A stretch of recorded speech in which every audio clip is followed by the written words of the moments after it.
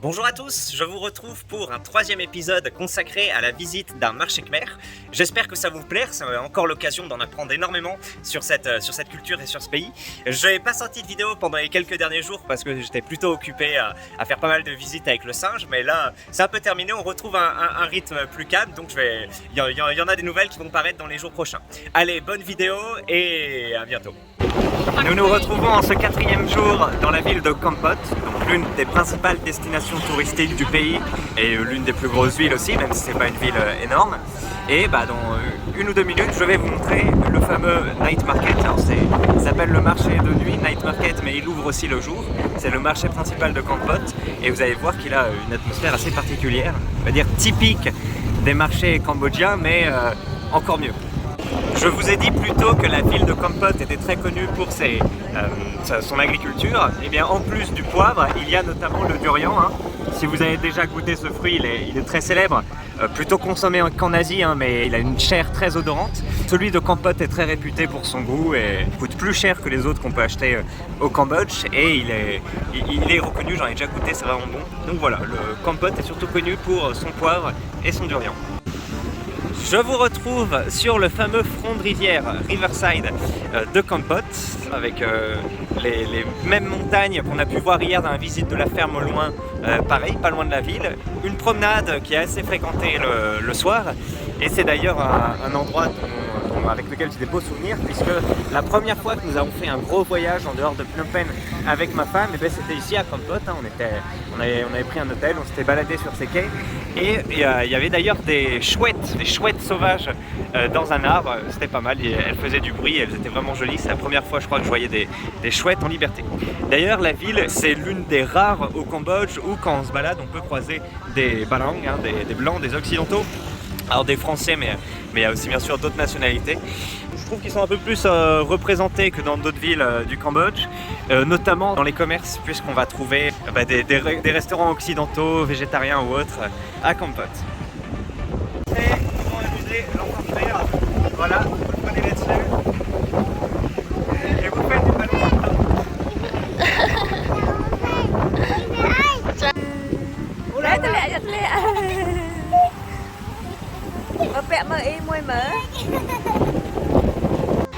Nous sommes arrivés au fameux marché de Kampot, donc c'est une espèce d'assemblage d'échoppes recouvertes, un peu comme des halles à l'ancienne, comme il y avait à Paris. Donc là on voit les fameux durians de Kampot, ils sont assez gros et il y a pas mal d'échoppes qui en vendent. Là ce sont des fruits, alors je pense que je vous présenterai plein de fruits différents plus tard. Toc. Et après, quand on avance, le marché est constitué de plusieurs blocs. Il y a un bloc qui va vendre plutôt du textile, un bloc qui va plutôt vendre des produits frais. Là, ça va être du poivre de Kampot, le fameux dont je vous ai parlé, Tuesday. On n'est pas au bloc du poivre, mais on avait quelqu'un qui en vendait.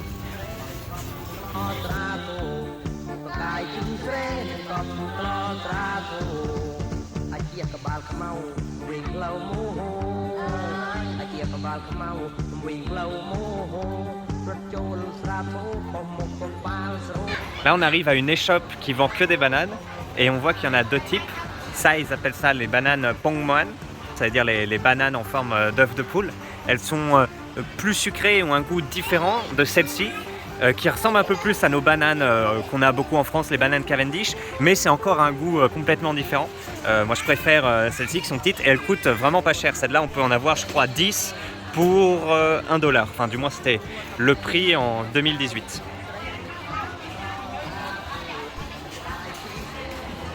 Là on est vraiment dans le bloc des fruits, on voit qu'ils ont des cerises importées, je crois que c'est $25 le kilo, les cerises, très cher, les fameux durians, donc vous sentez pas l'odeur mais il y en a.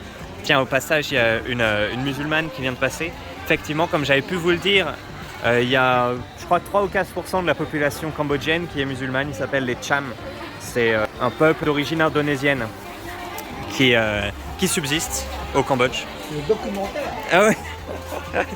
Là il y a un Khmer qui parle français qui est passé. Ça c'est le fameux fruit du jacquier dont je vous avais parlé, le plus gros fruit du monde qui est très bon.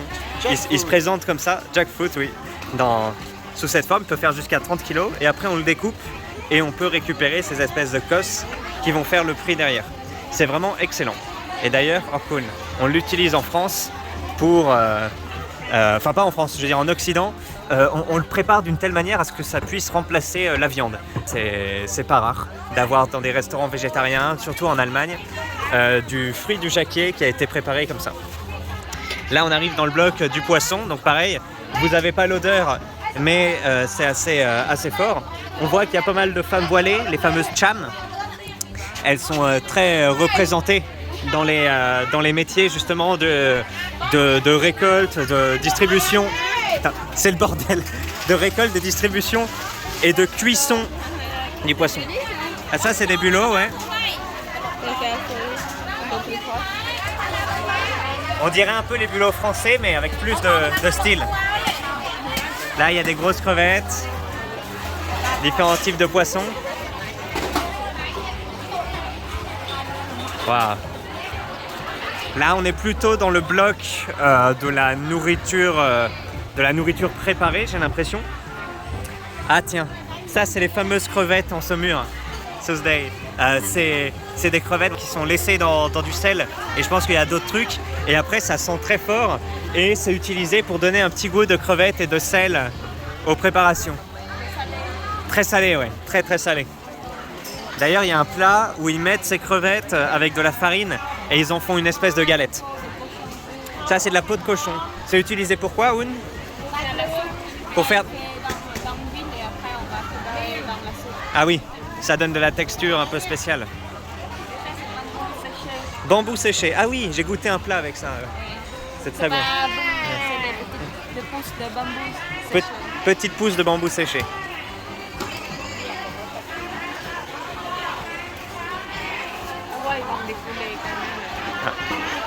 Là, on va aller dans le bloc qui vend des poulets et des canards. Ah, vivants, et on peut les acheter et après ils les préparent. Waouh! Là, on la voit qui est en train de préparer le poulet ou le canard. Ça, c'est quoi? C'est un poulet ou un canard? Poulet. Ah.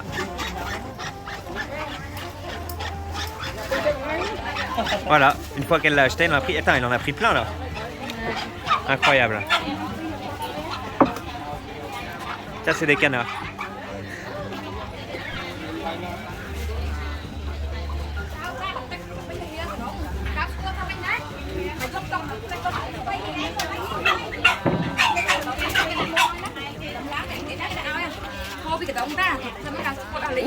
Ça, c'est les fameux salak, les fruits du serpent. C'est super bon. Il y en a deux types, un qui est sucré et l'autre qui est acide. Ça, c'est la version acide et j'adore ce truc. Et on n'en trouve pas du tout en France. Ça, c'est des dattes. Ils aiment bien aussi. Ah, là, il y a le fameux poivre vert. C'est très bon. Et ça, on n'en trouve pas en Occident parce que ça s'oxyde si on le fait venir en bateau ou même en avion, je sais pas. C'est un truc qu'on peut trouver très difficilement en France, mais au Cambodge, ça y est, on peut faire des très bons plats avec. C'est très bon, croquant. Voilà. Hein? Ah oui. Ça, la belle vendeuse. Donc oui, si vous savez pas le poivre, je vais peut-être vous faire une vidéo pour vous montrer. Mais en gros, au départ, on récolte le poivre, il est comme ça. Et après, on le fait sécher et il va devenir comme ça, les graines qu'on trouve. Et puis, il y a une autre méthode encore de le préparer où on va enlever la pellicule rouge ou noire autour du noyau. Et ça a donné le fameux poivre blanc. Là, on arrive à une échoppe de viande. Donc apparemment, c'est plutôt du cochon. Et ça, d'ailleurs, c'est une queue. Donc moi, je croyais que la queue de cochon, c'était plutôt, vous savez, en tourbillon. Mais ici, elle est droite. Encore un mystère. Hein.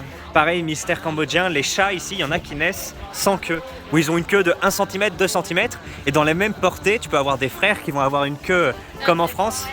Et après, d'autres qui vont avoir des queues toutes petites. Et ça, ma femme me dit que c'est l'oreille du cochon. Effectivement, on voit. Incroyable. On arrive dans la partie plutôt réservée aux légumes. Alors ça, c'est pas un légume pour le coup, c'est un agrume, c'est les yuzu, je crois, on appelle. Ah non, kombava ça. Kombava, hein, ça ressemble au yuzu, le citron japonais, mais c'est pas la même chose. C'est le kombava. On avait déjà mis dans une recette. C'est un peu amer, mais c'est un goût particulier. Ça accompagne très bien les soupes mères. Alors ça, c'est quoi, Oun? J'ai jamais vu. Pour faire des creux aussi, mais ah. Je sais pas le mot français. Ok, c'est une racine un peu comme du gingembre qui a un goût un peu fort qu'on utilise dans les épices. Mais il donne le goût.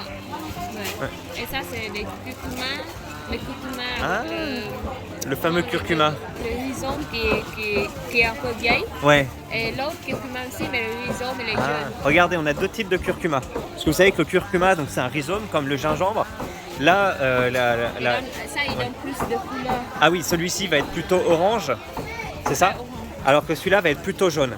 Et alors pour l'information, moi ma belle-mère avait cuisiné du curcuma et il était très très orange alors qu'on avait ramené en France, alors que celui qu'on achète en boutique ou même au Cambodge, Oui, c'est ma mère, elle a acheté celui-là et après Ouais. elle a fait sécher par elle-même. voilà, il va être plutôt jaune. Donc elle avait fait sécher celui-ci par elle-même. Et sinon, celui qu'on va trouver en France, donc c'est des petites racines Oui, c'est le comme petit ça. dans des couleurs comme ça.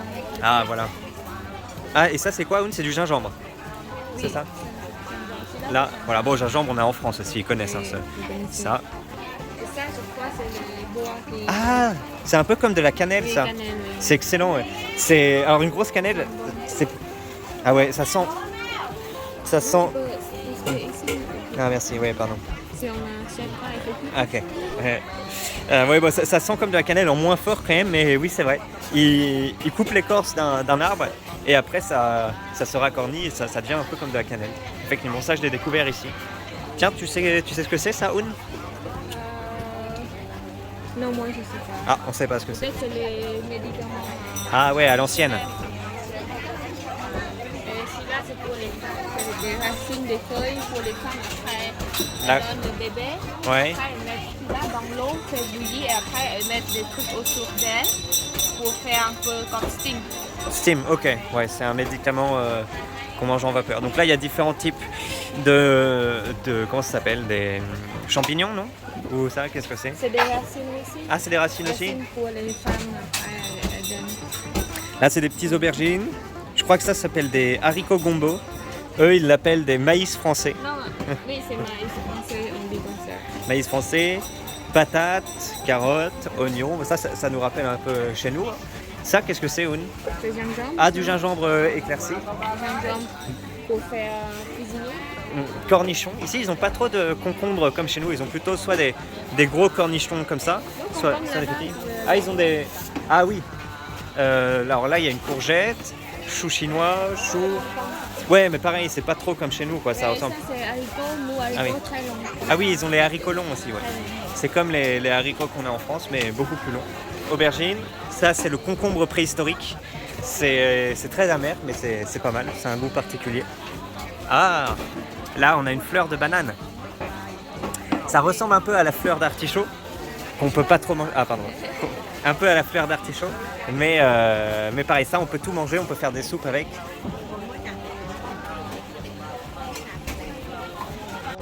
Ah là on est sur des plantes typiquement cambodgiennes ou d'Asie du Sud-Est. C'est des plantes qui poussent dans l'eau. Alors je sais pas si c'est des liserons un water lily, mais en tout cas ça y ressemble. Et ah c'est des liserons. On voit que c'est Ça, c'est gros listrongo, il pousse dans le lac. ouais. Le lac, naturellement, et celui-là, on pousse par nous-mêmes. On fait pousser sur terre. Ok, Et celui-là, il fait pousser dans le d'accord. Et ben ça voilà. avec terre. Ben ça c'est très reconnu, hein. Si vous êtes déjà venu en Thaïlande ou au Cambodge, il y a pas mal de plats en street food qui sont préparés avec ce légume, qui a une texture et une saveur assez particulière et qui se fait très bien en fait dans des plats sautés. Et Voilà. celui-là, c'est très intéressant. Je ne sais pas les Français, ils connaissent ou non. Ouais. Ça, on dit, au Cambodge, on dit cela. Mais peut-être je vais montrer si titre pour montrer c'est quoi cela. Celui-là, comment on dit, le thé, le branche, Ouais. ça ressemble un peu comme un coco, un noix coco, mais les plus petits et les lisses. Et on utilise des fruits. Ouais. Oui. On lève des couches et après on met des fruits séchés comme ça. Ah ouais, Et on d'accord. mange pas. Mais pour les vieilles personnes, ils l'aiment aussi pour Mâché. mâcher. Ah. C'est comme sacrifice. Oui. J'ai déjà vu des vieilles personnes effectivement qui mangent ça. D'accord. Alors c'est ce fruit-là. Et celui-là aussi. En gros, quand on le sèche, après on en fait une espèce de chic. Vous voyez comme ça. Ils mettent comme ça. Ils Ouais. mettent des feuilles. L'eau. Ouais. Les feuilles comme ça, on prend une feuille, la vieille feuille prend une feuille, Ouais. elle met des couleurs, je sais pas, au Cambodge, on dit comme là-bas, des couleurs comme ça. Ouais, elle va Oui, mettre. elles mettent des feuilles, après elles mettent des trucs comme ça, et après, elles mettent, parfois elles mettent celui-là, parfois non, elles mettent comme ça, après elles mangent dans la bouche. Ouais. during, pendant 1 heure ou 2 heures. Et parfois, elle ajoute un peu celui-là et parfois, elle mange comme ça directement. C'est vrai. Pour laver les dents. Ok, bah voilà, si vous croisez des vieilles personnes où vous voyez que l'intérieur de leur bouche est toute rouge, vous dites merde, c'est quoi ce délire, ils saignent ou pas? Eh bien non, ils sont en train de manger ce truc qui est un peu comme un chewing-gum finalement. Et parfois, elle utilise les feuilles, d'autres feuilles, je sais pas quelles feuilles, elle utilise comme tu dis, chewing gum. Ouais. Elle laisse dans sa bouche comme ça, tout le temps, presque un jour. Mais ça, on dirait du tabac un peu, non? Oui, ça sent le tabac. Ouais, c'est du tabac, ça sent 100%. Ouais, bah, je crois que c'est ce qu'on appelle de la chic. On faisait comme ça aussi en France avant. On mâchait un espèce de truc comme ça. C'était comme des chewing-gums au tabac. Ouais. Voilà. Hein? Elle fait la tabac. Ouais. Oh. Voilà, on arrive dans une échoppe spécialisée dans le cochon. On voit qu'elle elle sépare la peau du gras. Incroyable. Et juste à côté, là, on a une belle tête. Elle va vendre, ouais, elle va vendre les deux, le gras et la peau. Oh, cool! Tu vois la Ming. tête de cochon? Oui, oui, j'ai vu. On arrive sur le territoire des hommes soja, puisque là, on a du tofu, là, du tofu frit et les haricots mango. Hein. En France, on appelle ça des pousses de soja, mais en fait, c'est pas du tout du soja. Hein. Voilà, on appelle ça du haricot mango. Et ce truc-là, je sais plus comment ça s'appelle, mais pareil, c'est assez bon. Ah, mais ça a l'air d'être de la ciboulette. C'est peut-être de la ciboulette, mais je sais qu'on le prépare, qu'on le coupe finement et qu'on va le mettre dans des préparations. On s'en va de ce fameux marché. Voilà, il ressemble à ça de l'extérieur. On n'a pas acheté grand-chose, mais on a fait une belle visite. Maintenant, nous allons déjeuner dans le restaurant de l'oncle de ma femme, qui s'appelle NutriHome, qui est un peu porté sur la nutrition et la nature. Hein. Vous allez voir que, par exemple, les toits sont végétalisés et pas que les toits. Il y a aussi des tables de massage, tout ça. Et il est situé en face de, je crois, un temple. Hein. Je ne dis pas le Khmer, j'ai pas demandé ce que c'était. J'ai vu une dizaine de gamins en sortir que des hommes, enfin que des garçons.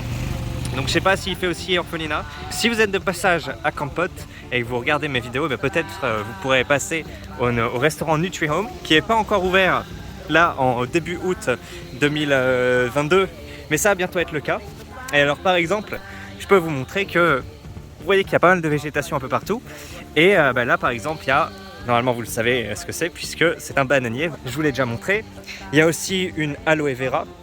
Vous voyez, hein, c'est une espèce de plante slash cactus. Alors c'est pas vraiment un cactus, mais il a des petites dents sur les côtés et c'est assez reconnaissable. Hein. Il n'y a pas trop d'autres plantes qui ressemblent à ça. Et je crois que des gens en ont en France aussi. Vous voyez qu'il y a aussi des bambous. Hein. Des bambous cambodgiens, enfin en Asie du Sud-Est, peuvent être très grands, hein, faire plusieurs mètres, j'allais dire une dizaine de mètres, mais je sais pas, si, parce que j'en ai déjà vraiment vu qui étaient très grands, hein, comme des arbres normaux. Donc là voilà, le restaurant n'est pas encore ouvert, mais là ça va être les tables où les gens peuvent déjeuner. Et il y a des petites retenues d'eau où on voit des têtards. Alors je sais pas si on les voit dans l'eau là. Vous les voyez je pense en zoomant.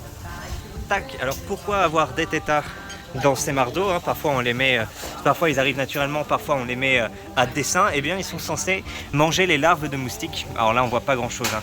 Mais effectivement moi, tenez regardez là on en voit quelques-uns. C'est un problème dès qu'on a des points d'eau d'avoir des larves de moustiques. Eh bien ces têtards sont censés un peu les manger. Et c'est vrai que quand j'ai travaillé dans ma ferme, on avait pris plein de têtards dans la nature pour les mettre, pour qu'après ils puissent nous protéger des moustiques. Un autre truc qui marche aussi, c'est les chauves-souris. Elles en mangent énormément, mais ça c'est difficile. On avait fait des nichoirs à chauves-souris, mais en plusieurs mois, presque un an, il n'y avait aucune chauve-souris qui s'était installée. Voilà, il y a une salade de papaye avec des légumes tels que des carottes. Ça c'est une espèce de navet. Ça c'est un concombre ou un cornichon plutôt.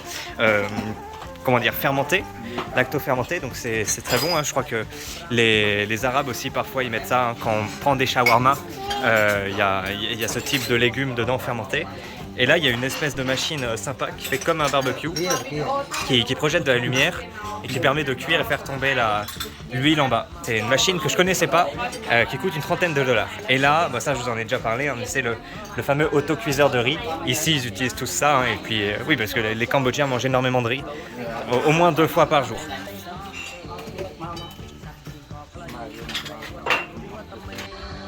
Après le repas, nous sommes allés à un parc d'attractions pas loin de Kampot. Alors c'est rigolo parce que c'est à quelques kilomètres de là où j'ai vécu pendant presque un an et j'avais jamais vu cet endroit. Il y a par exemple une espèce de toboggan fait en bois où les gens vont glisser avec une bouée pour atterrir dans l'eau. C'est rigolo, j'avais jamais trop vu ce genre d'infrastructure au Cambodge. Bon, par rapport à ce qu'on va faire en France dans des gros complexes, c'est vrai que c'est complètement une autre dimension. Là, il y a 3-4 attractions, elles sont pas autant dimensionnées qu'en France, enfin, elles font pas la même taille quoi. Mais il y a quand même quelques trucs. Là par exemple, il y a une petite jetée où on peut louer des... En fait, c'est pas des pédalos, je crois que c'est des bateaux électriques. Et là, il y a des gens qui arrivent à fond les ballons en bouée. Il y a une petite structure, enfin petite, relativement grande en fait, structure gonflable pour que les enfants s'amusent dans l'eau. Et puis des petits espaces où on peut se restaurer et commander des espèces de jus. D'ailleurs, on s'y est posé. Donc c'est payant hein, pour s'installer. Puis après, ce qu'on achète est relativement cher. Mais voilà, on est là. Merci beaucoup d'avoir regardé cette vidéo, j'espère qu'elle vous a plu. N'hésitez pas à vous abonner et à poser vos questions en commentaire avec le singe, on va s'efforcer d'y répondre. La prochaine vidéo sera consacrée à la visite d'un gratte-ciel cambodgien en construction. Donc deux salles, deux ambiances. Allez, à bientôt et merci.